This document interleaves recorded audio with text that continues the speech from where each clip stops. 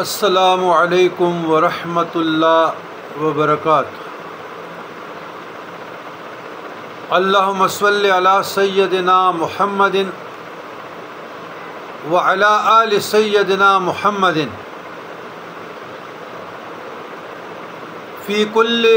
لمحۃ ونفس بعدد کل معلوم لک عدد ما وسعہ علم اللہ۔ وگوئی عزت مندو،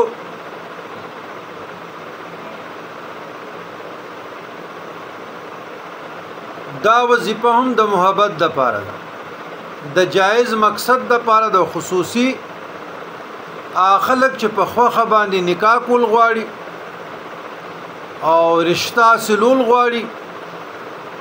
او خاندان کې مور نه مني یا رونه نه مني یا پلار نه مني، دا هر چرته پښتنو کې ډیر دي.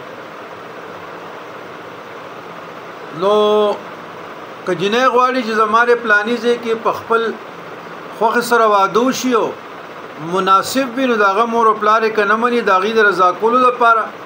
همداسې که هلک غواړي چې زمارې په مرضۍ واده وشي، نو د هغوی د محبت دپاره د مطلوب د حاصلولو دپاره دا وظیفه ډېره مجربه ده.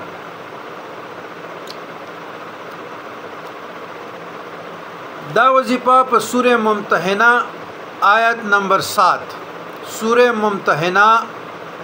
آیت نمبر 9 اول به درود شریف وې بسم الله الرحمن الرحیم 3 پیره، بیا به بسم الله الرحمن الرحیم عسى الله ان يجعل بينكم وبين الذين عاديتم منهم موده والله قدير والله غفور رحیم. دا به یو سلویخ پیری د ماسخوتن د مانځه نه پس وی، اول به 3 پیری د مانځه درود وی، بیا به یو سلویخ دا پیری دا وظیفه وی، او بیا به 3 پیری ته روستا دا درود ابراهیمی وی د مانځه درود. کا اوب په دمې دی شي څوک نه مني اغیله اوب په دم کې ورکه یا چینی دم کوي یا دا سمټي خوک شي په دم کوي، دا دموي دا ول ورکوي. او که اسانه طریقه وی لیک لوک سکول شي الګ تعلیم یافته یا جنایت تعلیم یافته، نو دا غیره پرم یو دویمه طریقه ته خیمه بازار نه مشکوال او زعفران والا او د ارکه ګلاب دا مکس کا او دا یاتونه پولی کا، نو دا آیاتونه به ته روزانه به یو آیات لیکي او یو سلویخ پیری به دا لیکي. نو دا آیاتونه که په مطلوب باندې یا طالب باندې چې څوک نه مني په هغې باندې د دې اوبه وڅکلی شي، نو د دې آیاتونو په وسیلې او په ذریعې سره به الله پاک زړونه مایل کړي او رشته به وشي، او ان شاء الله العزیز دواړه طرفین با کاغه طالب یو کده مطلوب خلک به راضی شي او د رشته کې چې کم رکاوټ ته کم بندش ته به ختم شي. نو بجا چې نام نهاد گلی گوچو کې